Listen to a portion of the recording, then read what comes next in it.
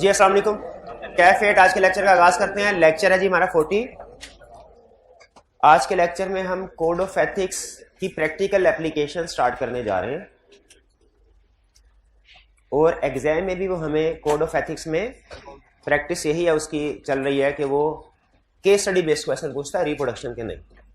लेकिन जो हम केस स्टडीज की एप्लीकेशन सीखेंगे इसकी बेस पे कंसेप्ट वही है जो हमने प्रीवियसली 2 लेक्चर्स में स्टडी किए, खासतौर पे कल वाले लेक्चर में हमने क्या स्टडी किया था? हमने थ्रेट्स की सिग्निफिकेंस और फिर इसको एड्रेस करने के लिए सेफगार्ड, ये सब कोड ऑफ एथिक्स की बेस बनाने के लिए लर्निंग ऑब्जेक्टिव 2 सबसे अहम है। इसमें हर चीज डिस्कस नहीं हुई, लेकिन हर चीज को समझने के लिए जो कंसेप्ट चाहिए वो डिस्कस हो गया इसमें। ठीक है, तो उम्मीद है आपने कल घर जाके पढ़ा होगा, समझा होगा। इसमें से कोई क्वेश्चन पूछना चाहते हो तो पूछ लीजिए। शाबाश जी, क्वेश्चन कोई ऐसे ना करें जी। ये जो थ्रेट्स है याद रखिए, प्रैक्टिकली इन तरतीब भी यही होती है जिस तरतीब से हम क्वेश्चन करेंगे या कंसेप्ट पढ़े हमने। सबसे पहले ऑडिटर के सामने कोई सिचुएशन आती है, क्लाइंट गिफ्ट ऑफर कर रहा है, शेयर्स हैं किसी के पास, कोई सिचुएशन हमारे सामने आएगी प्रैक्टिस में भी। स्टेप नंबर 1 में हमने उसके थ्रेड्स को एवेल्युएट करना है। थ्रेड्स को एवेल्युएट करने के बाद हमने देखना है उसकी सिग्निफिकेंस क्या है, कम है कि ज्यादा, और फिर उसके बाद सिग्निफिकेंस के लिहाज से सेफगार्ड या कोर्स ऑफ एक्शन बताएंगे। लेकिन आप देखेंगे कि जब केस स्टडी को सॉल्व कर रहे होंगे तो हम जितने भी कोर्स ऑफ एक्शन है सारी बता देंगे, क्योंकि हमें नहीं पता कि वो दूसरा बंदा इससे कौन सी चीज को एक्सेप्ट करेगा, कौन सी चीज को एक्सेप्ट नहीं करेगा। जैसे कोड ऑफ एथिक्स कहता है अगर किसी बंदे के पास शेयर्स हो ना तो उसके पास 2 ऑप्शन है, किसी टीम मेंबर के पास शेयर्स हो। ऑप्शन नंबर 1, टीम मेंबर से कहें शेयर्स को डिस्पोज कर दे, ये भी एक हल है। एक दूसरा हल भी है कि अगर वो शेयर को डिस्पोज नहीं करता उस टीम मेंबर को रिमूव कर दे, रोटेट कर दे टीम का हिस्सा, ये भी एक हल है। अब प्रैक्टिस में जब आप जाएंगे ना, इन दोनों में से कोई एक हल ही आपने करना है, दोनों करना लाजमी नहीं है, कॉमन सेंस की बात है। लेकिन एग्जाम में जब केस स्टडी कर रहे होंगे याद रखें आपने दोनों कोर्स ऑफ एक्शन को बताना है। हालांकि प्रैक्टिकली सिर्फ एक भी बता दें तो काफी है, लेकिन एग्जाम में, क्योंकि एग्जाम में वो हमसे ये हमें चेक करना चाहता है, एवेल्युएट करना चाहता है कि क्या हमें इस सिचुएशन से रिलेटेड सारी पॉसिबिलिटीज का पता है कि नहीं पता। ठीक है, तो एग्जाम में हमने जितने भी सेफगार्ड होंगे वो सारे के सारे ही लिखने होंगे, जितनी भी ऑप्शंस होंगी। क्लियर जी?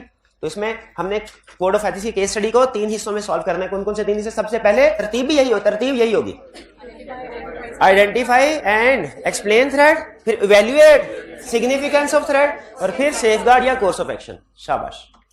और की क्वेश्चन जी? एडवोकेसी थ्रेट में एश्योरेंस टीम किस कॉस्ट पे एडवोकेसी, देखिए वो जो एडवोकेसी जिस चीज के लिए कर रही होती है उसकी अलग से बिलिंग मिल रही होती है एश्योरेंस टीम को। जैसे अगर assurance team as advocate client का कोई लीगल केस लड़ रही है कोर्ट में जाके है तो उसकी उसे अलग से फीस मिल रही होगी। अगर वो एज प्रमोटर क्लाइंट के शेयर्स को प्रमोट कर रहे हैं तो इसकी अलग से अंडर राइटिंग कमीशन उसको मिल रहा होगा।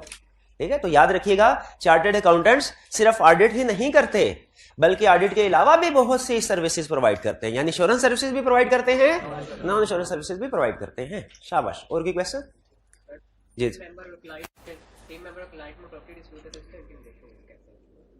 टीम मेंबर में और क्लाइंट में अगर प्रॉपर्टी डिस्प्यूट है तो इसमें इंटिमिडेशन थ्रेट, देखिए इंटिमिडेशन थ्रेट है जब कभी नेगेटिव रिलेशनशिप होगा उसमें इंटिमिडेशन थ्रेट आ जाएगा, क्योंकि क्लाइंट जाहिर है वो थ्रेट करेगा कि ये डिस्प्यूट है, हम आपके टीम को ऑफिस में नहीं आने देंगे, या कोई प्रेशराइज करने की कोशिश करेगा। तो जब कभी नेगेटिव रिलेशनशिप हो वो इंटिमिडेशन की तरफ जाएगा। ठीक है, और जो पॉजिटिव रिलेशनशिप हो थ्रेट की तरफ जाएगा। ठीक है, और अगर कोई प्रोफेशनल रिलेशनशिप है वो ठीक है। प्रोफेशनल रिलेशनशिप का मतलब क्या? ऑडिटर है, क्लाइंट है, गए जरा मुस्कुरा के बात की, चाय पी, खत्म। प्रोफेशनल रिलेशनशिप ऐसे ही होता है ना। लेकिन फैमिली रिलेशनशिप हो, एम्प्लॉयमेंट रिलेशनशिप हो, बिजनेस रिलेशनशिप हो, ये प्रोफेशनल रिलेशनशिप से हटके जो भी रिलेशनशिप होगा वो चाहे पॉजिटिव है चाहे नेगेटिव है, उसमें कोई ना कोई थ्रेट राइज हो रहा होगा। चाहे वो एम्प्लॉयमेंट रिलेशनशिप हो, चाहे फाइनेंशियल इंटरेस्ट फाइनेंशियल रिलेशनशिप हो, चाहे बिजनेस रिलेशनशिप हो, चाहे फैमिली एंड पर्सनल रिलेशनशिप हो। ठीक है, इन सब में कोई ना कोई थ्रेट अराइज होगा। और की क्वेश्चन जी? सर अगर थ्रेट सिग्निफिकेंट ना हो तो सेफगार्ड हमने फिर भी उसके अंदर लिखते हैं। क्वेश्चन इनका ये अच्छा क्वेश्चन है कि अगर थ्रेट सिग्निफिकेंट ना हो तो क्या फिर भी सेफगार्ड को अप्लाई करना है? देखिए इसका जवाब मैं प्रैक्टिकली पहले दे दूं। प्रैक्टिकली अगर थ्रेट सिग्निफिकेंट नहीं है कोई सेफगार्ड जरूरी नहीं है, लेकिन एग्जाम में जिस तरह आपको पता है केस स्टडी जब आती है हमें वो उसका इफेक्ट नहीं बताता था रिपोर्ट वाली केस स्टडी में, तो हम उसका इफेक्ट क्या लेते थे? दोनों मटेरियल पर, तीनों नहीं लेते थे, इमटेरियल नहीं लेते थे। उसी तरह एग्जाम में जब कोई थ्रेट वाली केस स्टडी आ गई ना तो आपने इसका इफेक्ट इनसिग्निफिकेंट कभी नहीं लेना, यानी ये कभी भी नहीं लिखना कि it is assumed that threat is insignificant therefore no course of action is required. नहीं, उसको हमने अज्यूम करना है कि उसका, यानी एग्जाम में जो भी केस स्टडी आएगी उसका थ्रेट सिग्निफिकेंट है, आपने कोई ना कोई कोर्स ऑफ एक्शन अडॉप्ट करना है। सिर्फ पूरे कोड ऑफ एथिक्स में एक सिचुएशन ऐसी है जिसमें वो कहता है थ्रेट अराइज नहीं होता। वो कौन सी सिचुएशन है वो आगे हम स्टडी करेंगे। इसके अलावा हर सिचुएशन में थ्रेट अराइज होता है, ये ज़हन में रखिएगा। जी जी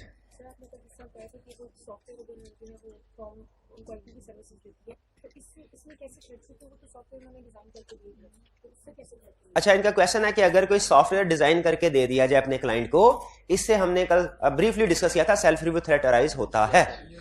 इससे सेल्फ रिव्यू थ्रेट कैसे अराइज होता है? देखिए सॉफ्टवेयर वो इंफॉर्मेशन सिस्टम है जिससे गुजर के फाइनेंशियल स्टेटमेंट्स प्रिपेयर होंगी।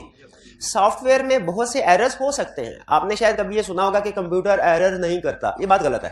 कंप्यूटर भी एरर कर सकता है प्रोवाइडेड उसकी प्रोग्रामिंग में एरर हो। अगर उसकी प्रोग्रामिंग में एरर है ना कोई, तो वो एरर कर सकता है। हो सकता है प्रोग्राम करते हुए कोई एरर हो, ठीक है, और कैश फ्लो स्टेटमेंट टैली ना होती हो। अब अगर ऐसे इंफॉर्मेशन सिस्टम का, क्लाइंट का इंफॉर्मेशन सिस्टम जो उसने इंस्टॉल किया, हमें ये समझ गया कि कंप्यूटर तो कोई गलती नहीं करता, उसको टेस्ट ही नहीं करना चाहिए, ऐसे होना चाहिए। ऑडिटिंग स्टैंडर्ड कहते हैं नहीं, आपने उसके आईटी सिस्टम को भी टेस्ट करना है। कहीं ऐसा तो नहीं एक ट्रांजैक्शन 2 दफा रिकॉर्ड हो गया, जैसे कभी आप बैंक से कोई विड्रॉ करें, समटाइम शायद आपको एक्सपीरियंस हुआ हो, कभी ऐसे होता है 2 दफा ट्रांजैक्शन होती है ऑनलाइन पेमेंट करें, कभी ऐसे होता है कि एटीएम से डिडक्शन का मैसेज आ जाता है, कैश आता ही नहीं है। तो ये भी एरर आईटी सिस्टम में भी गलतियां हो सकती है। हमें इसको टेस्ट करना है ट्रांजैक्शन एक्यूरेटली और कंप्लीटली प्रोसेस हो रही है कि नहीं, क्योंकि अगर क्लाइंट आईटी सिस्टम को यूज कर रहा है ना फाइनेंशियल स्टेटमेंट्स बनाने में, तो वो आईटी सिस्टम उसके इंटरनल कंट्रोल का लाजमी हिस्सा बन जाता है। तो ऑडिटिंग स्टैंडर्ड जहां हमें कहते हैं इंटरनल कंट्रोल को अंडरस्टैंड करना है, अगर आईटी सिस्टम उसका हिस्सा बन गया है तो हमें उस आईटी सिस्टम को भी अंडरस्टैंड करना है, लाजिम है हम पे, ठीक है। लेकिन अगर हमने खुद ही आईटी सिस्टम बना के दिया होगा तो क्या हम उसे टेस्ट करेंगे उस तरीके से जिस तरीके से किसी और का होता है तो टेस्ट करते हैं नहीं। हम कहेंगे ये तो हमने खुद बनाया है, अव्वल तो उसमें हमें चेक ही नहीं करेंगे, अज्यूम करेंगे ठीक ही किया हमने, सारा काम ठीक तो किया था हमने पिछले साल, चेक ही नहीं। और अगर इसमें कोई गलती नजर आ भी जाती है तो फिर रिपोर्ट नहीं करेंगे, क्योंकि रिपोर्ट करने से रेपुटेशन इफेक्ट होगी। क्लियर जी, तसल्ली। तो इस क्वेश्चन से हमने ये सीखा कि क्लाइंट अगर आईटी सिस्टम यूज कर रहा है, हमने उसके आईटी सिस्टम को भी अंडरस्टैंड करना है, वैल्यूएट करना है। और इसी से आपको बता दूं, जरा देखिए अपने चैप्टर बुक के स्टार्ट में चैप्टर्स की लिस्ट, आपको कोई आईटी से रिलेटेड चैप्टर नजर आ रहा है? कौन सा चैप्टर? चैप्टर 13। ये इसी वजह से है, इसी वजह से है कि क्लाइंट अगर आईटी सिस्टम यूज कर रहा है, हमने उसके आईटी सिस्टम को वैल्यूएट करना है, उसके आईटी सिस्टम की टेस्टिंग करनी है, ठीक है। लेकिन परेशान नहीं होना आपने, ये बेसिक कंसेप्ट है। हम परेशान हो रहे हैं, आईटी पहले भी कभी समझ नहीं समझ आएगी, समझ अभी भी नहीं आएगी आईटी की, लेकिन जो बेसिक कंसेप्ट है ऑडिट से रिलेटेड वो आसानी से समझ आ जाएंगे, वो बिल्कुल सिंपल है। और कोई क्वेश्चन? जी अच्छा, ये हाइब्रिड क्लास वाले स्टूडेंट पार्टिसिपेट नहीं कर रहे, ऐसा ना करें। हाइब्रिड क्लास वाले स्टूडेंट्स भी क्वेश्चन नहीं करें भाई, कोई ना कोई। जी जी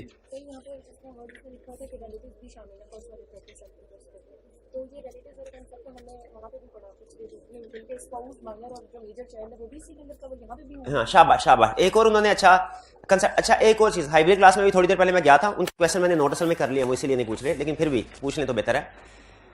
तो एक मिसअंडरस्टैंड या कंसेप्ट क्लियर नहीं था, मैं चाहता हूं क्लियर हो, क्योंकि ये कंसेप्ट बहुत अहम है केस स्टडी सॉल्व करने में।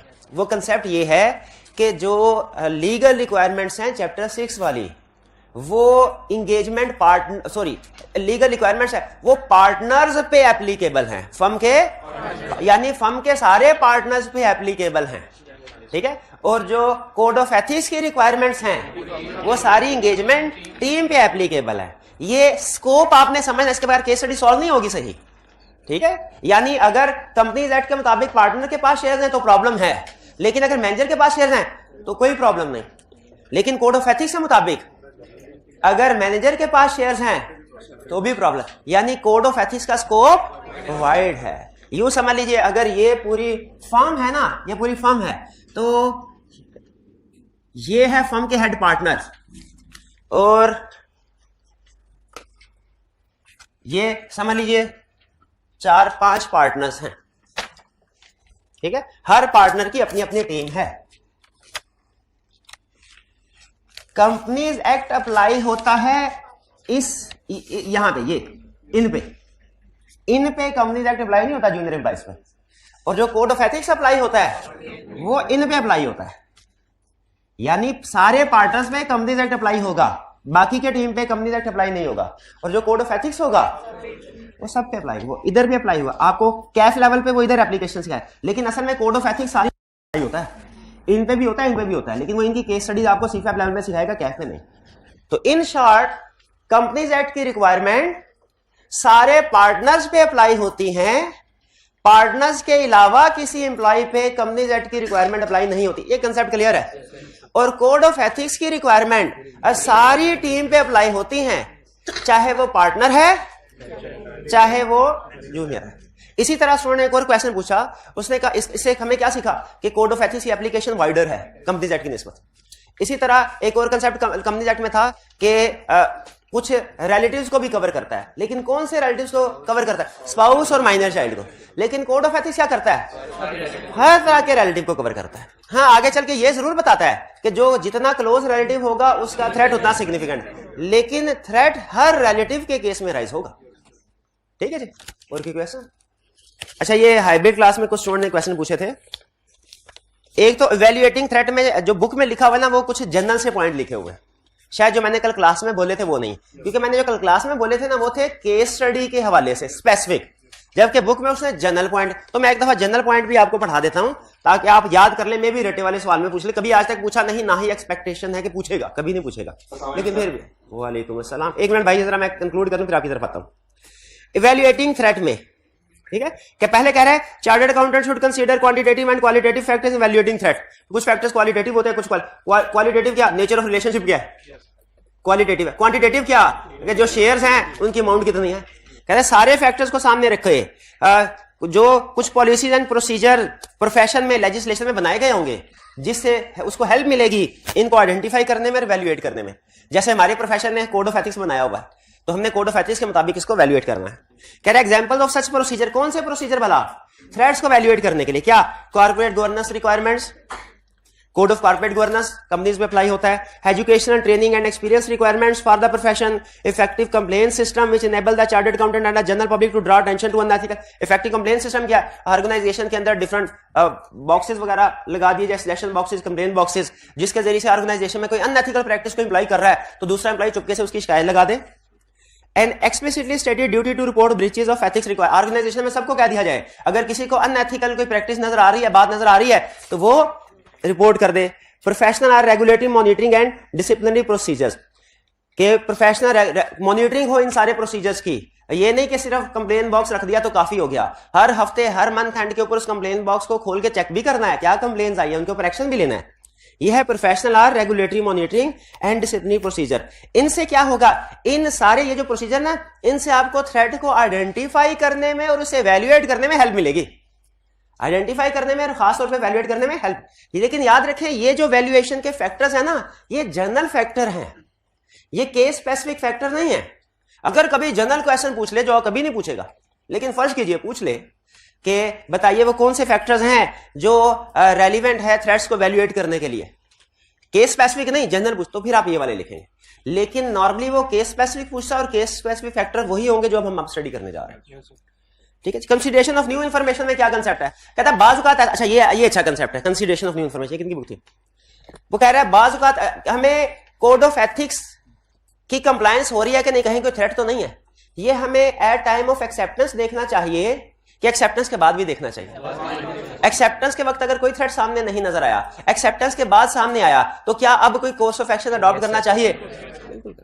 लीगल रिक्वायरमेंट्स में भी हमने यही पढ़ा था कि कंप्लायंस स्टार्ट में भी करनी है, ड्यूरिंग भी। कोड ऑफ एथिक्स में भी यही कह रहा है कि अगर आपको चलते ऑडिट में कोई नई इंफॉर्मेशन मिल जाए जो पहले इंफॉर्मेशन नहीं मिली थी, पहले इंफॉर्मेशन मिलती तो क्या एक्शन लेते, अब इंफॉर्मेशन मिली तो क्या करें? अब भी एक्शन ले भाई। अब वो थोड़ा सा शायद डिफरेंट होगा एक्शन। पहले डू नॉट एक्सेप्ट होता, अब शायद विड्रॉ की बात करेंगे, लेकिन एक्शन जरूर लेना, इग्नोर नहीं करना जी। इसके अलावा एक और क्वेश्चन है स्टूडेंट का, लेकिन वो मैं चाह रहा हूं किसी केस स्टडी में डिस्कस करूंगा। होम असाइनमेंट नहीं थी आज की कोई, एक ही क्वेश्चन था शायद, वो भी रटे वाला क्वेश्चन था। चैप्टर 4 और चैप्टर 6 के भी थे। 4 और 6 के 7 का एक ही था। अच्छा चले, इसको फिर हम आगे कल कर लेते हैं। अच्छा, उसमें शायद एक क्वेश्चन में केस स्टडी में प्रॉब्लम आई। मैंने आपको यह बताया था कि किसी भी केस स्टडी को आपने सॉल्व करना है, नॉर्मली लीगल रिक्वायरमेंट्स और कोड ऑफ एथिक्स की कुछ सिचुएशन ऐसी हैं जो कॉमन है। लीगल रिक्वायरमेंट और कुछ जो केस कोड ऑफ एथिक्स की कुछ रिक्वायरमेंट्स, कुछ केसेस कॉमन है। तो वहां पे आपने कोड ऑफ एथिक्स अप्लाई करना है कि कंपनीज एक्ट, ये सवाल है। इसका जवाब मैंने आपको बताया कि रिक्वायरमेंट। अच्छा, कुछ पुराने क्वेश्चन ऐसे हैं, लेटेस्ट में वो रिक्वायरमेंट मेंशन कर रहा है इसलिए तसल्ली रखें, लेकिन कुछ पुराने क्वेश्चन ऐसे हैं जिनमें उसने रिक्वायरमेंट को मेंशन नहीं किया, जनरल वर्ड यूज किया है कि बताइए in accordance with applicable rules and regulation. तो उसमें क्या, दोनों नहीं बताना है, क्योंकि दोनों नहीं बताने मार्क्स बहुत ज्यादा है। टाइम हो तो बता सकते दो, लेकिन दोनों ना बताएं। उस सूरत में हमने प्रेफरेंस देनी है कंपनीज एक्ट को। अगर वो सिचुएशन कंपनीज एक्ट में डिस्कस हुई है तो हम कंपनीज एक्ट के मुताबिक डिस्कस करेंगे, खत्म। लेकिन अगर वो सिचुएशन कंपनीज एक्ट में डिस्कस नहीं हुई तो फिर कोड ऑफ एथिक्स के मुताबिक करेंगे। करना एक ही है। आई कैप ने पूरी हिस्ट्री है जो आई कैप की 50 साल की हिस्ट्री की, आप कोड ऑफ एथिक्स के क्वेश्चन उठा के देख लें, सिर्फ एक क्वेश्चन ऐसा है जिसमें आई कैप ने कहा ये सिचुएशन है, इसमें कंपनीज एक्ट के बारे में भी बताओ और कोड ऑफ एथिक्स, सिर्फ एक क्वेश्चन ऐसा है। और उसमें भी रिक्वायरमेंट में उसने क्लियर कर दिया था कि पहले कंपनीज एक्ट के मुताबिक बताओ और फिर कोड ऑफ एथिक्स के मुताबिक बताओ। तो जब तक खुद से ना क्लियर कर दिया कि दोनों के मुताबिक बताओ, हमने सिर्फ एक को, क्योंकि मार्क्स कम होते हैं। और किसको प्रेफरेंस देनी है? अगर तो मेंशन है तो स्पेसिफाइड, अगर मेंशन नहीं है पहले कंपनीज एक्ट, अगर कंपनीज एक्ट में वो केस डिस्कस नहीं हुआ तो यह असूल याद रखिएगा जी। और की क्वेश्चन? हाँ, हो गया। जो एंगेजमेंट टीम है, इसके रिलेटिव में इसके पार्टनर, उसके अदर टीम ऑडिट के मेंबर हो सकते हैं ऑडिट टॉपिक। इन्होंने एक क्वेश्चन पूछा है कि हमने एंगेजमेंट टीम में रिलेटिव्स, कोड ऑफ एथिक्स में रिलेटिव्स को भी कवर करना है। तो इनका कहना है सर वो जो हमारे खानदानी रिश्तेदार होते हैं वो तो चले रिलेटिव में आ गए, जो फर्म के अंदर जैसे एक पार्टनर है उसके दूसरे पार्टनर क्या वो भी कवर होंगे थ्रेट? इसका ये थोड़ा सा हमारे स्कोप से बाहर होकर ना सीफैप लेवल का क्वेश्चन है, लेकिन इसका जवाब है यस। इसलिए कि कोड ऑफ एथिक्स कहता है कि फर्म के अंदर एक पार्टनर है, उसके जो दूसरे पार्टनर है ना वो भी फ्रेंड्स हैं, वो भी क्या है? फ्रेंड्स हैं। फ्रेंड्स आ गए तो इसका मतलब रिलेटिव आ गया, थ्रेट राइज हो जाएगा। ठीक है जी, ये भी मैं सारी डिस्कस करता हूं वन बाय वन हम डिस्कस करते हैं। अब हम चलते हैं केस स्टडी की डिस्कशन की तरफ। आपको इसी तरह से वो एग्जाम में कोई सिचुएशन देगा और आपने इसको आंसर करना होगा। क्या भाईजान कह रहे हैं, ये डुप्लीकेट करना होता? चले, मान गया मुझे लगता। हाँ जी,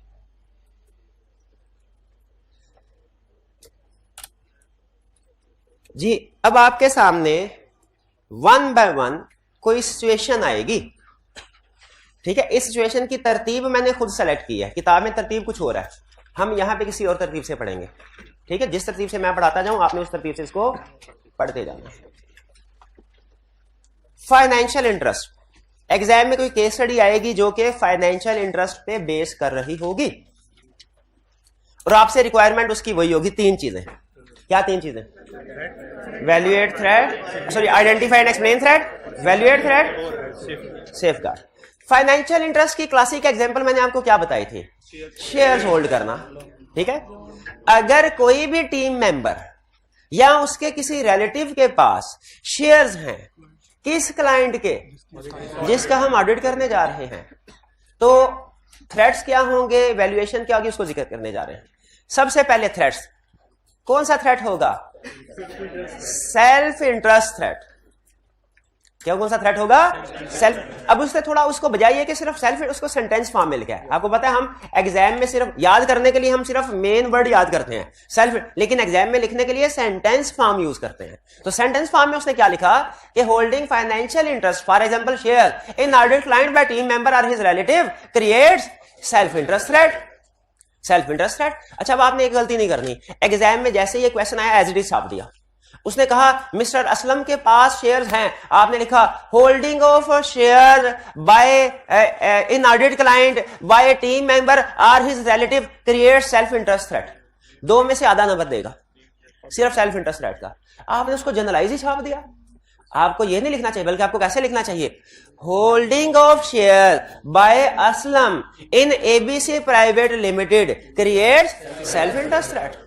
अगर असलम के किसी रिलेटिव के पास शेयर है तो रिलेटिव का जिक्र कीजिए, यानी एग्जाम में जनरल इंफॉर्मेशन नहीं छापनी। टेम्पलेट यही होगा, टेम्पलेट आप इसमें, लेकिन इंफॉर्मेशन आपने फिट करनी है केस स्टडी वाली। ये बात समझ आ गई। अच्छा, ये अगर इस तरीके से स्पेसिफिक इंफॉर्मेशन भी लिख देंगे 1 नंबर मिल गया।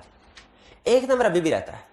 वो क्या है, वो जस्टिफिकेशन का, कि क्यों सेल्फ इंटरेस्ट थ्रेट, बताइए इस सिचुएशन में क्यों सेल्फ, वो क्या कर सकता है, एक्सप्लेन करे। आपने आइडेंटिफाई कर दिया, अब एक्सप्लेन करे क्या कर सकता है। वो प्रॉफिट चाह सकता है कि प्रॉफिट इंक्रीज हो, इससे उसकी शेयर प्राइस और वेल्थ बढ़ेगी। ये थोड़ा सा आपने एक्सप्लेन करना है, लेकिन एक्सप्लेन उस वक्त करना है जब मार्क्स ज्यादा हो। ठीक है, वैसे आदत बना ले एक्सप्लेन करने की, एक्सप्लेन करने से कम कंसेप्ट ही आपका इंप्रूव होगा। ठीक है, तो बताइए अगर शेयर्स हैं टीम मेंबर के पास, तो इसका मसला क्यों है, होता है होल्डिंग शेयर की वजह से थ्रेट क्यों राइज होता है, क्योंकि वो टीम मेंबर चाहेगा शेयर की प्राइस इंक्रीज हो, because team member will wish that share price increases. इसके बाद फैक्टर्स इन वैल्यूएटिंग थ्रेट, किन फैक्टर्स को सामने रखता है थ्रेट को वैल्यूएट करने के लिए। Role of individual holding the financial interest, क्या मतलब, क्या कह रहा है, जिस बंदे के पास शेयर्स हैं असलम के पास, उसकी पोजीशन क्या है। आपने सिर्फ इतना लिखना है, रोल ऑफ इंडिविजुअल। ये आपका एज इट इज समझ लीजिए पॉइंट होगा रटे वाला।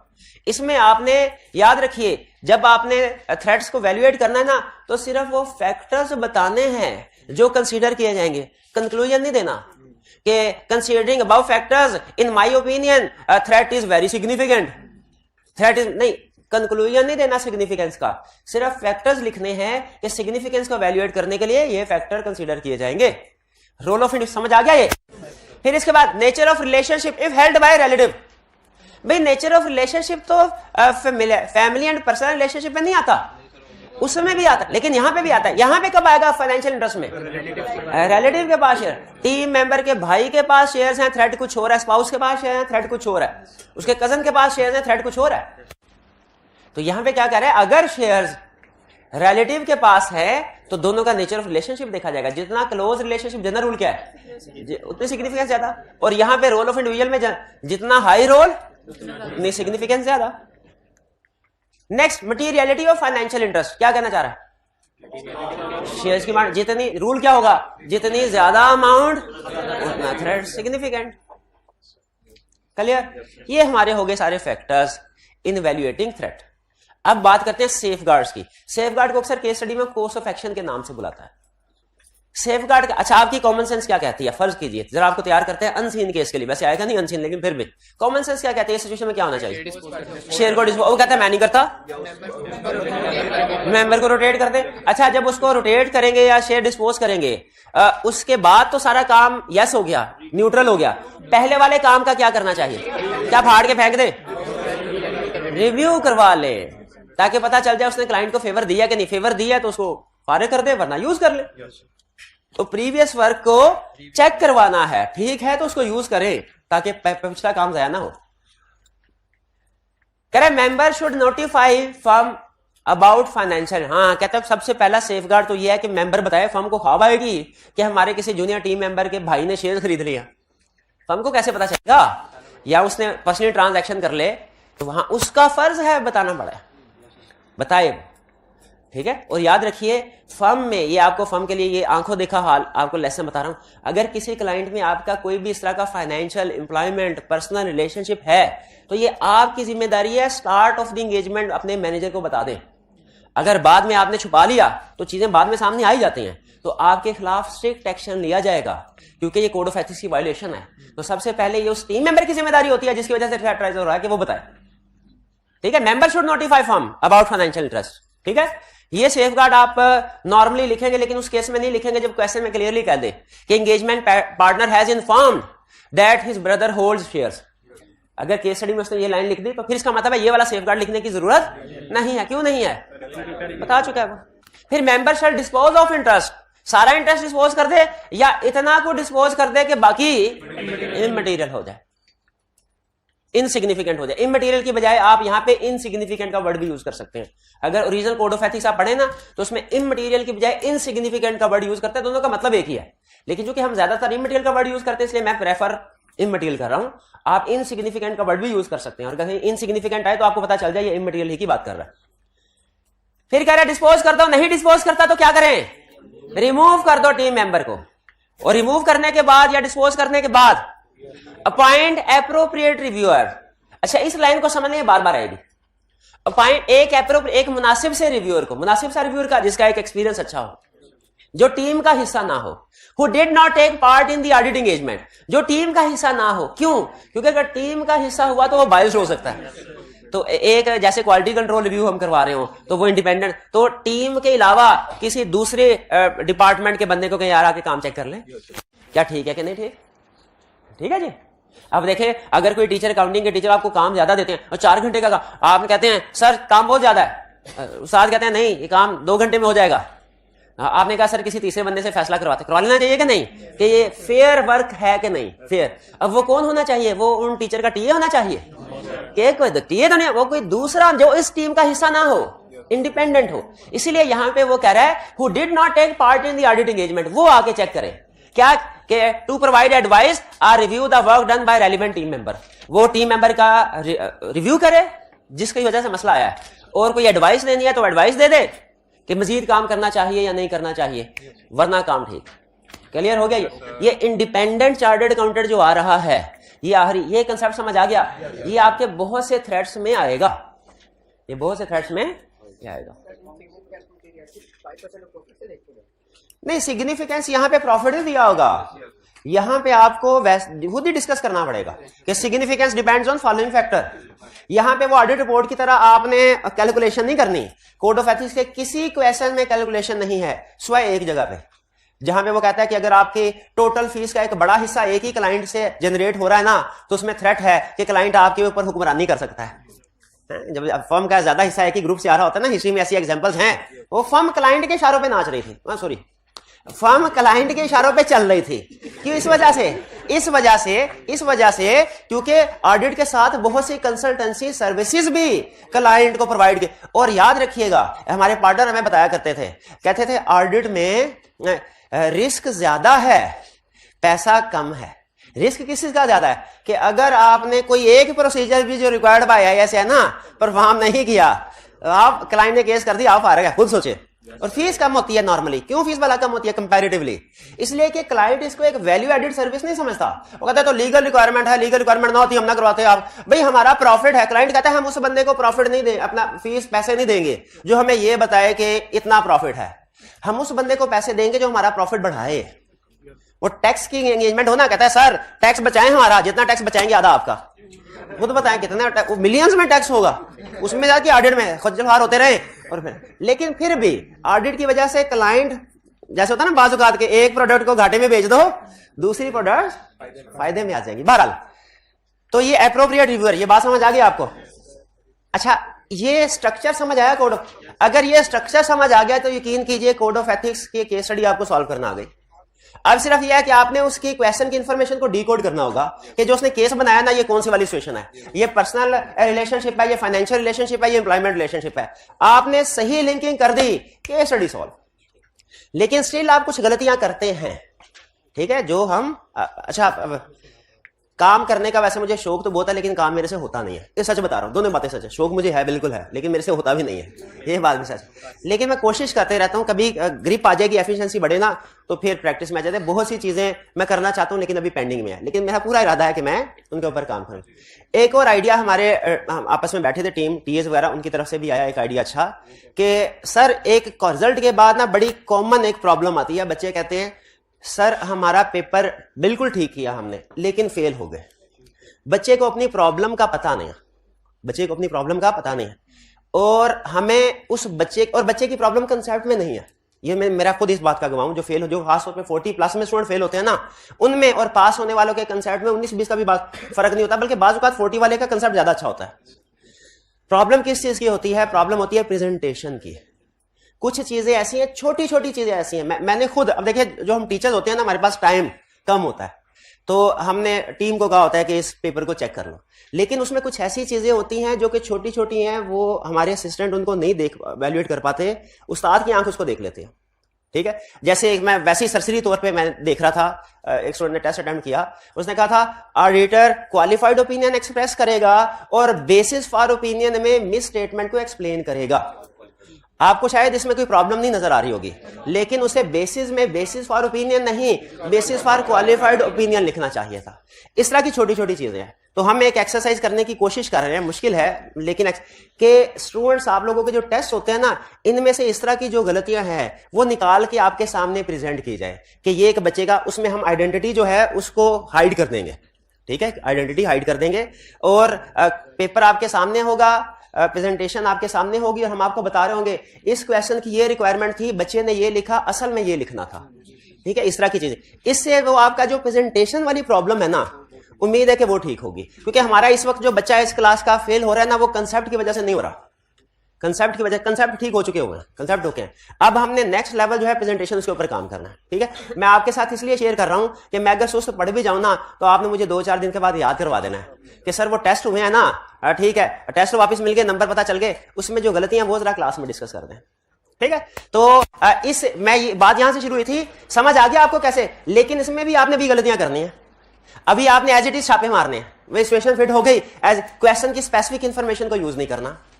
अगर क्वेश्चन में उससे लिखा हुआ है identify and explain the threat, तो आप सिर्फ आइडेंटिफाई कर देंगे, एक्सप्लेन नहीं करेंगे। ठीक है, कुछ आप हो सकता है थ्रेट लिखें, सेफगार्ड लिखें, फैक्टर्स वैल्यूएट करने वाले ये ना लिखें।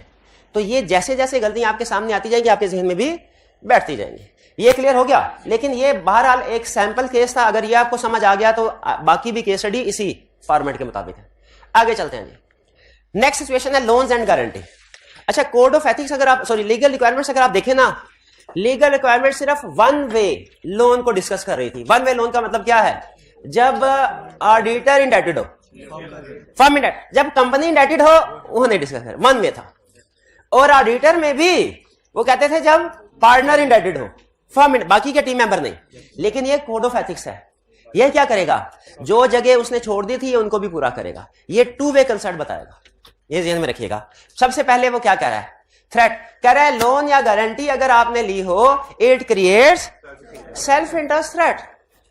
ठीक है, क्योंकि अगर लोन दिया हुआ है तो रिकवर करने की कोशिश करेंगे, हम चाहेंगे कि वो लोन रिकवर हो, क्लाइंट बैंकरप्ट ना हो जाए, क्लाइंट गोइंग कंसर्न का प्रॉब्लम हुआ तो हम उसको दबा देंगे। ठीक है, और अगर लिया हुआ तो हम कोशिश करेंगे कि क्लाइंट हमसे फौरी तौर पे पैसे वापस ना मांगे। तो इस वजह से सेल्फ इंटरेस्ट थ्रेट राइज होता है। क्लियर? आगे चलते हैं आप इसमें।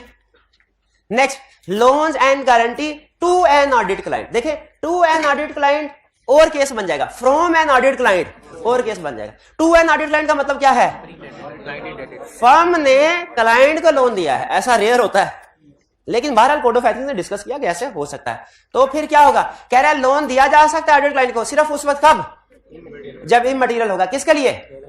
दोनों के लिए, फर्म के लिए भी, क्लाइंट के लिए भी। फर्म में अगर टीम मेंबर ने उसके लिए, या क्लाइंट, दोनों के लिए इमटेरियल। और अगर मटेरियल है तो क्या करें, लोन रीपे करते हैं, उसको रीपे करते हैं। फिर अगला case, loan and guarantee from an audit client. From an audit client क्या है, लिया गया, कंपनी से लिया गया, फर्म ने कंपनी से लोन लिया। अब इसमें आगे दो पॉसिबिलिटीज आ जाएंगी, गैस करते हैं कौन सी पॉसिबिलिटी है? हाँ जी, कि ऑर्डिनरी कोर्स ऑफ बिजनेस है, यानी जिससे लोन लिया वो बैंक है या नहीं है। किसमें थ्रेट ज्यादा होगा, अगर वो नॉन बैंकिंग वाला केस होगा। ठीक है, बैंक को बाज़ बैंक भी कहते हैं, बाज़ फाइनेंशियल इंस्टीट्यूशन भी कहते हैं।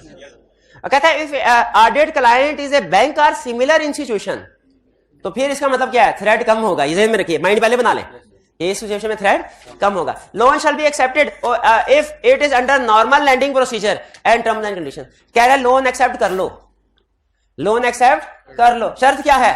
नॉर्मल टर्म एंड कंडीशन पे हो। हमने कहा अच्छा छोटा लोन एक्सेप्ट कर सकते हैं, बड़ा भी कर सकते हैं। उन्होंने कहा बड़ा भी कर लो, लेकिन अगर बड़ा लोन है, अगर मटेरियल लोन है, तो क्या करो? एप्रोप्रिएट रिव्यूअर को पॉइंट कर दो। और आगे एप्रोप्रिएट रिव्यूअर की वही लाइन फिट करते हैं, शॉर्ट लाइन भी फिट कर सकते हैं, appoint appropriate reviewer to review work done. और अगर याद हो वो टेक्निकल वाली लाइन रटा लगाया हो, वो फिट कर दें भाई। ठीक हो गया। पहला केस, अगर लोन दिया है तो वो सिर्फ उस वक्त इजाजत है जब मटेरियल होगा। लोन लिया है तो आपने केस स्टडी को 2 हिस्सों में डिवाइड करना है। नॉर्मली एग्जाम में ना ये नीचे वाला केस टेस्ट करेगा कि ऑडिट क्लाइंट से लोन लिया हुआ है, तो आपने 2 हिस्सों में जाना है। अगर तो नेचर ऑफ बिजनेस उसने बता दिया हुआ है तो फिर जो नेचर ऑफ बिजनेस है उसी के हिसाब से डिस्कशन। एक वैसे में उसने कहा बूरे वाला बैंक लिमिटेड से लोन लिया है। किससे लोन लिया है? बूरे वाला बैंक। और कुछ नहीं बताया उसका नेचर ऑफ बिजनेस क्या है। कौन सा बैंक है? नाम में बैंक लिखा हुआ है, बैंक है। तो बैंक से लोन ले सकते हैं, यस ले कब? Normal lending terms and condition के मुताबिक हो, अगर मटेरियल हो तो एप्रोप्रिएट। कंपनीज एक्ट ने भी इसकी इजाजत दी थी, याद है? और तकरीबन यही बात उसने भी की थी कि वो ऑर्डिनरी कोर्स ऑफ बिजनेस हो। ये भी असल में ऑर्डिनरी कोर्स ऑफ बिजनेस ही को उसने डिफरेंट वर्ड में बताया। हाँ, रिव्यूअर की बात उसने कर ली कि एडिशनल रिव्यू करवा लो। हमने कहा ठीक है। Next, if audit client is not a bank, अगर वो बैंक नहीं है तब थ्रेट ज्यादा है ना। तब क्या करें? Loan shall be accepted only if it is immaterial fire. जब दोनों के लिए इमटेरियल है तब भी एक्सेप्ट करो, ठीक है। और अगर मटेरियल है, रीपे करो या उस बंदे को जिसने लोन लिया से टीम से हटा दो, ठीक है। आप नोट कीजिए, इन दोनों में से ज्यादा सीवियर ऊपर वाला के नीचे वाला? नीचे। तो ऊपर वाले में उसने मटेरियल लोन की इजाजत दे दी क्योंकि वो नॉर्मल केस था। नीचे वाले केस में उसने मटेरियल लोन की इजाजत नहीं दी। उसने कहा इमटेरियल है तो ले लो। बात का ऐसा होता है ना, वो क्लाइंट जो है वो है हमारा मुल्तान रोड पे, ठीक है। टीम ने वापस आना है, जेब में देखा पैसे नहीं थे, क्लाइंट से कह दिया भाईजान जरा 500 का नोट तो है, कल स्टाइपेंड आने दे, सारे कर्जे उतारने हैं। मैंने 500 रुपया ले लिया। क्या कोई थ्रेट राइज होता है? अब क्लाइंट बैंक या फाइनेंशियल इंस्टीट्यूशन नहीं है, लेकिन स्टिल इसकी इजाजत, क्यों इजाजत है? इमटेरियल है, ठीक है। ऐसी छोटी छोटी एग्जांपल ही सोच के आप कोड ऑफ एथिक्स के साथ लिंक कर सकते हैं। कंसेप्ट को लिंक करना है ना, कर सकते हैं, ठीक है। सर अगर मटेरियल होगा तो रिव्यू का मकसद क्या है? रिव्यू करवाना मटेरियल है तो रिव्यू करवाने, इसलिए कि अगर लोन मटेरियल है तो कहीं हमने क्लाइंट को कोई फेवर ना दे दियो बदले में, ठीक है। कहीं हमने क्लाइंट को कोई फेवर ना दे दियो बदले में। फेवर दी जा सकती है ना भाई। मार्केट टर्म एंड कंडीशन पे भी लोन लेना हो ना, आसान काम नहीं है।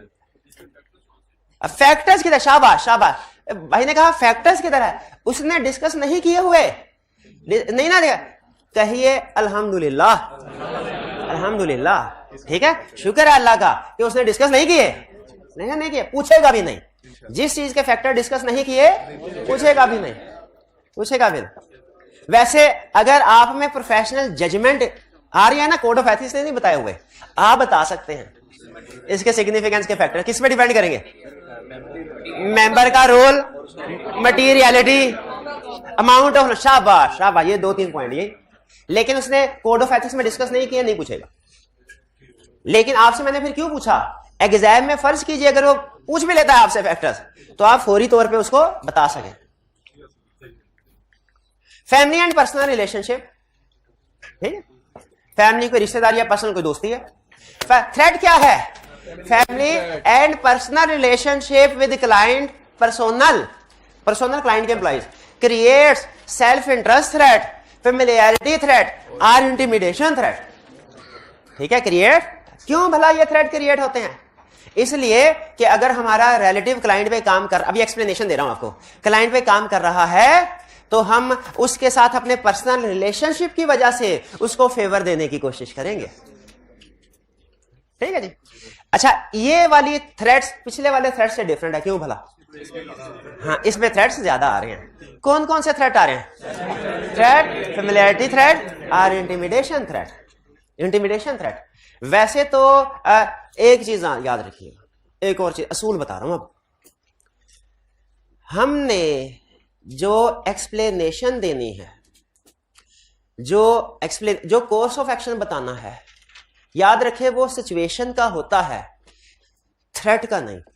अजीब बात बताने लगा, जो आपने कोर्स ऑफ एक्शन बताना है, सिचुएशन को सामने रख के बताना है, थ्रेट को सामने रख के नहीं बताना। नहीं समझ आई ना बात? इसको भी समझाता हूं, ठहरे, ये जरा पहले इसको जरा छोड़े, मैं आपके सामने सेफ गार्ड लेके आता हूं। ये है सेफ गार्ड, यही है, हाँ बस यही है, ये सेफ गार्ड है। आगे अब स्टूडेंट पता है क्या सवाल पूछता है? स्टूडेंट कहता है सर ये थ्रेट है 3, self interest threat, familiarity threat, intimidation threat. तो जो पहला सेफ गार्ड है ये सेल्फ इंटरेस्ट के लिए, दूसरा फेमिलियरिटी के लिए, तीसरा इंटिमिडेशन। ऐसे है क्या? ऐसे नहीं है। ये सारे सेफ गार्ड्स ये सारे थ्रेट्स के लिए, क्योंकि असल में ये सेफ गार्ड हम कलेक्टिवली बता रहे होते हैं इस सिचुएशन को सामने रख के। ठीक है, तो आपने कभी भी सेफ गार्ड को पढ़ते हुए ये नहीं सोचना कि ये वाला सेफ गार्ड कौन से थ्रेट के लिए है, ये वाला सेफ गार्ड कौन से थ्रेट के लिए।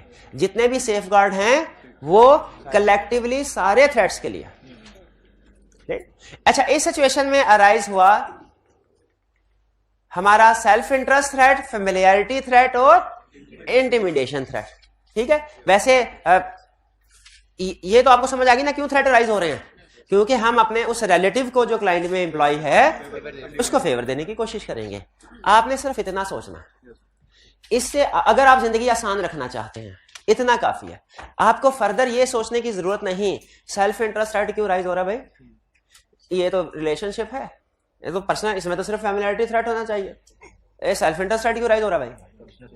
बेहतर है ना सोचे। लेकिन अगर आप मुझे कहेंगे मैं एक्सप्लेन कर दूंगा, लेकिन जितना डिटेल में जाते जाएंगे ना थिंकिंग उतनी आपकी डीप होती जाएगी, उसका नुकसान हो सकता है।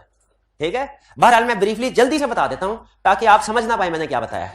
हाँ, फेमिलियरिटी थ्रेट किस वजह से? क्योंकि हमारा रिश्तेदार उधर काम कर रहा है। सेल्फ इंटरेस्ट थ्रेट किस वजह से? रिश्तेदार को काम करने की तनख्वाह मिल रही होगी ना, हमारे घर में हमारी फैमिली में ही आ रही है। इंटिमिडेशन थ्रेट क्या है? हो सकता है क्लाइंट धमकी दे दे कि अगर आपने हमारी बात ना मानी ना आप निकाल देंगे। ठीक है, आगे चलते हैं। Factors in evaluating threat, factors in threats को वैल्यूएट कैसे करना है, किन फैक्ट? अब खुद बताइए, मैं आपसे पूछता हूं। Judgement, professional judgement, nature of relationship, इधर उसका रोल हमारे वाली साइड पे टीम मेंबर किधर है और क्लाइंट वाली साइड पे क्या रोल है, शाबाश, और पोजीशन क्या है, बिल्कुल ठीक है। ये 3 फैक्टर्स आ गए, देखते हैं उसको कितने फैक्टर्स ने बताया। उसने कहा relevant factor valuating threat include nature of relationship between individuals, position of individual at client, position of individual at firm, role of यही है पोजीशन। चलिए, ये फैक्टर्स हमारे। इसका मतलब ये हुआ कि फैक्टर्स तो अब आप अगर कोड ऑफ एथिक्स को समझ रहे हैं ना तो खुद भी जजमेंट अप्लाई, लेकिन कोशिश आपने यही करनी है कि पहले जो लिखा पड़ा है वो यूज हो, क्योंकि जजमेंट का रूल है, जजमेंट वहां अप्लाई करते हैं जहां गाइडेंस ना हो, जहां गाइडेंस हो, रिक्वायरमेंट हो, वहां पे वही लीगल रिक्वायरमेंट अप्लाई करना। लेकिन एग्जाम में होता है ना बात का प्रेशर होता है तो भूल जाते हैं। वो छोटे होते एक मूवी देखी थी मैंने, उसमें लड़ाई होती है, एक कुछ स्टार्ट में दिखाते हैं, तो वो जो लड़ाई हो रही होती है ना, रेसलिंग हो रही होती है, रेसलिंग की मूवी थी, तो जो ओपोनेंट है वो हार रहा होता है, तो जो बंदा उसको हरा रहा होता है ना ओपोनेंट, उसके आंखों में कोई चीज डाल देता है, कोई मिर्ची वगैरह, उसको नजर नहीं आता, उसको हरा देता है। फिर उसके बाद मूवी आगे चलती है, वो जो बंदा हारा होता है ना वो आगे अपना एक शागिर्द तैयार करता है। जब उस शागिर्द को सारी रेसलिंग वगैरह सिखा देता है ना, एंड पे एक ट्रिक और सिखाता है जो उसके उस्ताद ने शायद उसे नहीं सिखाया। वो क्या सिखाता है? हाँ, कि अगर उसका अपोनेंट उसकी आंखों में मिर्चें डाल दे तो उसने कैसे, उसको फिर आवाज से सिखाता है कि ये आवाज आई तो इस तरफ जाना है, वगैरह वगैरह। तो उसी तरीके से एक्सपेक्टेड यही है कि आई कैप आपकी आंखों में मिर्चें डालेगा नहीं, लेकिन हमने आपको तैयारी इस तरीके से करवानी है, वो चीज सिखा देंगे भी कि अगर मिर्चें, यानी क्या मतलब, कोई ऐसी सिचुएशन दे दे जो हमने कभी पढ़ी ही नहीं, तो आपने क्या करना है, वहां पे ये प्रोफेशनल जजमेंट काम आएगी। ठीक है, इसलिए मैं आपसे वो बताने से पहले आपसे पूछ रहा हूं, और आप बिल्कुल सही ट्रैक पे जा रहे हैं। हालांकि अभी हमारा पहला दिन है केस स्टडी करने का, ठीक है, लेकिन परफॉर्मेंस आपकी ठीक है। स्टूडेंट को ना पूरे कोड ऑफ एथिक्स में प्रॉब्लम होती है सिर्फ इन थ्रेट में से कोई एक या 2 threat. Safe guard common sense है, स्टूडेंट को कभी इसमें प्रॉब्लम नहीं, आपको भी नहीं होगी। फैक्टर्स इन वैल्यूएटिंग थ्रेट थोड़ा सा आपने 2-3 दफा पढ़ा होगा ना, आपके जहन में आ जाएगा, जजमेंट से भी कर सकते हैं, प्रॉब्लम इसमें भी नहीं होगी। प्रॉब्लम थ्रेट्स में होगी। अच्छा, थ्रेट में भी उस सिचुएशन में नहीं होगी जब एक ही थ्रेट है, जहां मल्टीपल थ्रेट आएंगे ना वहां पे प्रॉब्लम होगी। और प्रॉब्लम भी ये नहीं होगी कि याद नहीं होंगे, याद हो जाएंगे। आप बार बार सवाल पूछेंगे, सर इस सिचुएशन में ये थ्रेट तो राइज नहीं आना चाहिए था, ये थ्रेट क्यों राइज हो रहा है? अगर आपने इस सवाल पे काबू पा लिया, कोड ऑफ एथिक्स आपका 2 दिन में निकल जाएगा। ठीक है, इसमें सबसे ज्यादा जो रिस्की एरिया है जो मेरे ख्याल से पढ़ने पढ़ाने के लिहाज से वो क्या है वाला? थ्रेट। ये भी आप करने के फैक्टर भी सेफगार्ड थ्रेट, और थ्रेट में भी कौन सा वाला केस, तो इसके ऊपर आपने खास तौर पे काम करना है। ठीक है, सेफगार्ड में आइए जी, क्या कह रहे हैं सेफगार्ड में, क्या करो? Restructure the responsibility of other team member. ठीक है, so that team member does not deal with matter that are within responsibility of individual with whom has close relationship. यानी क्या कहना चाह रहा है? अच्छा, उसने ये नहीं कहा कि टीम मेंबर को रोटेट कर दो, उसने कहा टीम का हिस्सा ही बनाओ, लेकिन इसको कोई ऐसा एरिया दे दो कि इसका उसके साथ लेना देना ना हो जो उसका रिलेटिव है। जैसे हमारा जूनियर टीम मेंबर है, उसका भाई क्लाइंट में इन्वेंट्री मैनेजर है, तो उसको इन्वेंट्री वाला एरिया ना दो, उसको कौन सा दे दो? सैलरीज वाला एरिया दे दो, जिसमें उसके भाई का अमल दखल ना हो। ये बात समझ आई? रीस्ट्रक्चर दी रिस्पॉन्सिबिलिटी में और रोटेट या रिमूव में ये फर्क है। रोटेट या रिमूव का मतलब क्या होता है? टीम से बाहर निकाल दो। रीस्ट्रक्चर रिस्पॉन्सिबिलिटी का मतलब क्या होता है? टीम का हिस्सा रहने दो, रिस्पॉन्सिबिलिटी चेंज कर दो, और ऐसे चेंज कर दो कि team member does not deal with matter that are within the responsibility of individual with whom he has close relationship. और फिर क्या करो? कहता है उसके बावजूद भी थोड़ा सा थ्रेट तो भी रह गया। क्यों रह गया? है तो टीम का हिस्सा, वो खुद तो नहीं कर रहा इन्वेंट्री पे काम, लेकिन जो इन्वेंट्री पे काम उसको यार मेरा भाई है, हैं? देख तेरे भाई का भाई है, ख्याल रख, है तेरे भाई का भाई, तो भाई का भाई ख्याल रख सकता है ना। इसीलिए कोड ऑफ एथिक्स ने मजीद कहा क्या करो? इंडिपेंडेंट रिव्यूअर, या वो अगर लाइन याद हो ना वो बहुत अच्छी थी, कौन सी थी? Point appropriate reviewer who is not part of engagement team to advise और review the work done as necessary. वो लाइन मुझे ज्यादा पसंद है, लेकिन ये इजी है, दोनों का इफेक्ट एक ही है, जो मर्जी लिख लें। चलिए जी, अब इसके बाद चलते हैं हम आगे। Last, long association of person, ये तो हमने कल डिस्कस किया था। लॉन्ग एसोसिएशन का मतलब क्या? If an individual is involved in an audit engagement over a long period of time. अच्छा, लॉन्ग पीरियड ऑफ टाइम में कितना, इसको कोड ऑफ एथिक्स ने नहीं बताया होगा, लेकिन पास्ट पेपर से हमें पता चलता है कितना? 3 साल से ज्यादा, फॉर मोर देन 3 years। पहला साल, दूसरा साल, तीसरे साल काम करवा लेगा, 4th ईयर में जब उसको टीम का हिस्सा बनाने लगेंगे ना, 4th कंसेक्यूटिव ऑडिट में, फिर थ्रेट राइज होगा।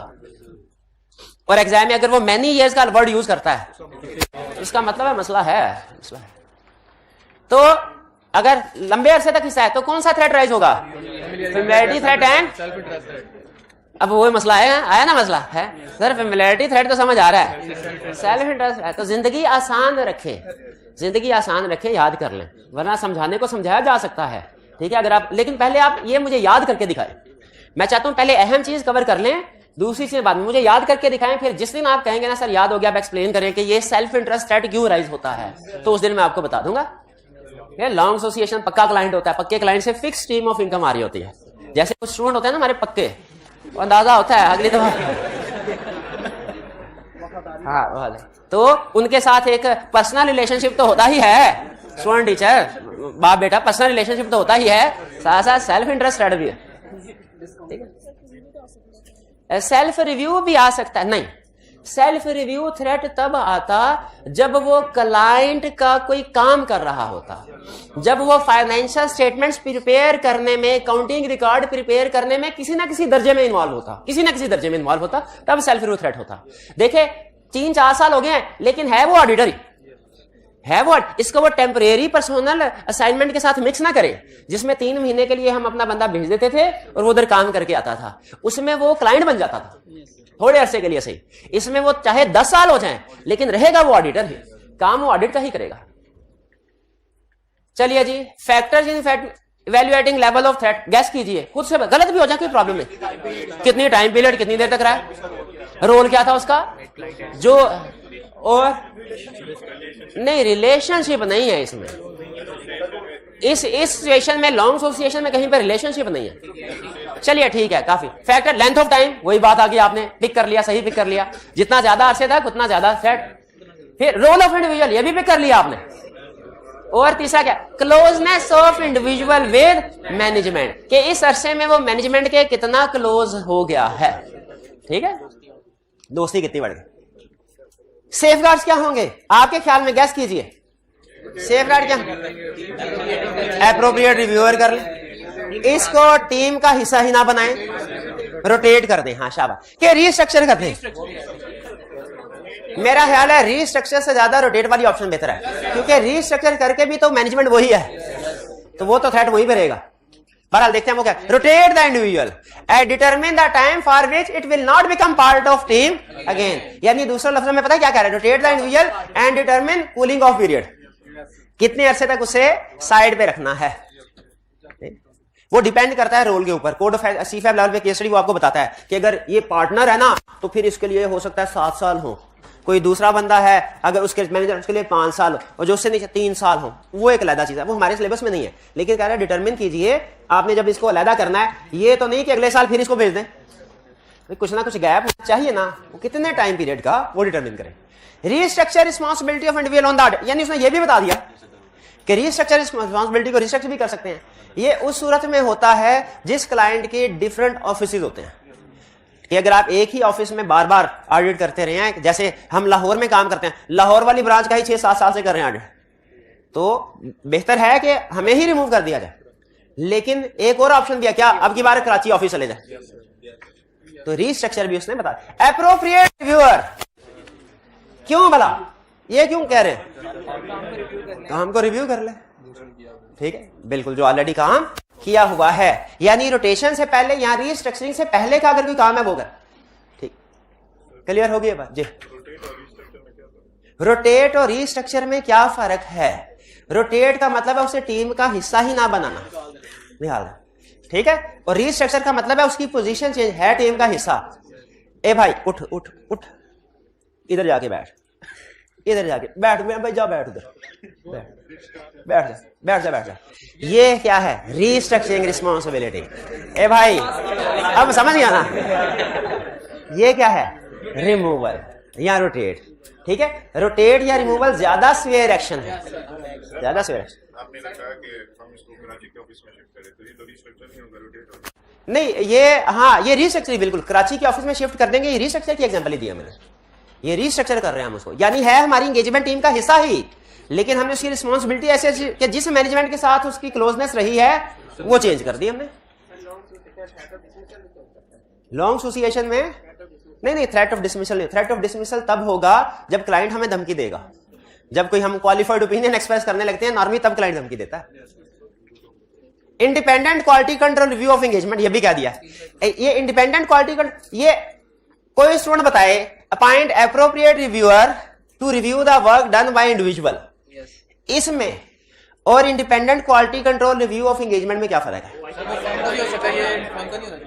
हाँ, ये सिर्फ जब ये एप्रोप्रिएट रिव्यूअर की बात करता है ना, तो ये जब एक इंडिविजुअल का प्रॉब्लम हो, जब थ्रेट बहुत ज्यादा हो, इसमें ना असल में दोनों सिचुएशन उसने कवर किए हैं। एक सिचुएशन ये होती है कि कोई एक टीम मेंबर 5-6 साल से टीम का हिस्सा है, और एक सिचुएशन ये होती है कि एक फर्म ने 10 साल से क्लाइंट का ऑडिट कर रहा है, उसने ऐसे सेफगार्ड बनाए हैं कि दोनों कवर हुए हैं। अगर कोई इंडिविजुअल को 6-7 साल हो गए हैं तो उसके लिए ये वाली ऑप्शन, और अगर फर्म को 6-7 साल हो गए हैं कि क्लाइंट का ऑडिट करते हो, क्योंकि अब की बार जो थ्रेट होगा वो सारी एंगेजमेंट में होगा। क्लियर ये बात हुई? चलिए, ये थे हमारे थ्रेट्स के डिस्कशन। आपने करना क्या है, आज इसी पैटर्न के ऊपर आपने केस स्टडी को सॉल्व। आज की होम असाइनमेंट आपके लिए बहुत क्रिटिकल है, क्योंकि ये होम असाइनमेंट साबित करेगी कि आप कोड ऑफ एथिक्स की केस स्टडी को अटेम्प्ट करने के काबिल हैं या नहीं है, ठीक है। तो आज आपने ये असाइनमेंट रिटन फॉर्म में लाजमी करनी है। असाइनमेंट मिल गई है ना आपको? यस सर, मिल गई है। चलिए आज का लेक्चर यहाँ खत्म करते हैं हम। अल्लाह हाफिज।